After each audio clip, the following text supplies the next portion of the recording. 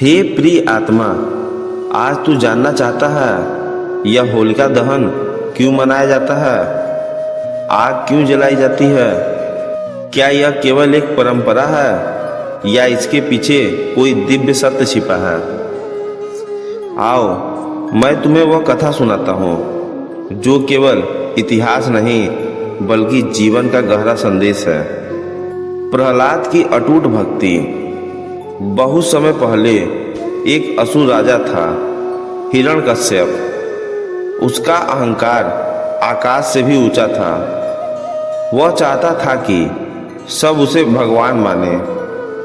पर उसके ही घर में जन्मा एक बालक प्रहलाद, उसका हृदय केवल नारायण के नाम में डूबा रहता था।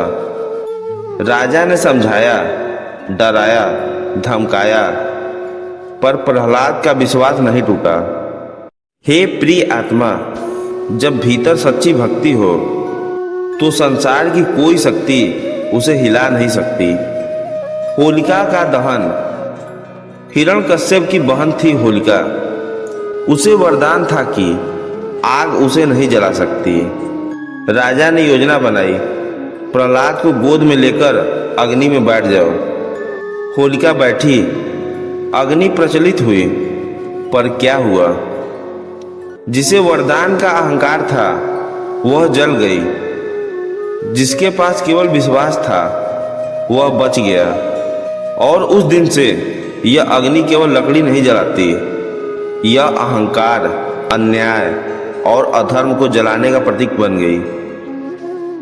भगवान का अवतार। जब अत्याचार सीमा पार कर गया तब स्वयं भगवान ने नरसिंह रूप में प्रकट होकर हिरण्यकश्यप का अंत किया। वह थे नरसिंह। हे आत्मा, सत्य की कभी हार नहीं होती।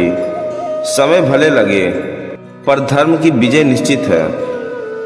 होलिका दहन का असली अर्थ। आज जब तू होलिका जलाता है तो याद रख, अपने भीतर के अहंकार को जला, ईर्ष्या को जला, क्रोध को जला, द्वेष को जला और प्रहलाद जैसी भक्ति को जीवित रख।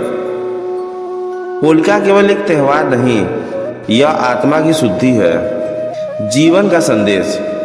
हे प्रिय आत्मा, यदि संसार तुझे सताए, यदि लोग तेरे विश्वास का मजाक उड़ाए, तो डगमगाना मत।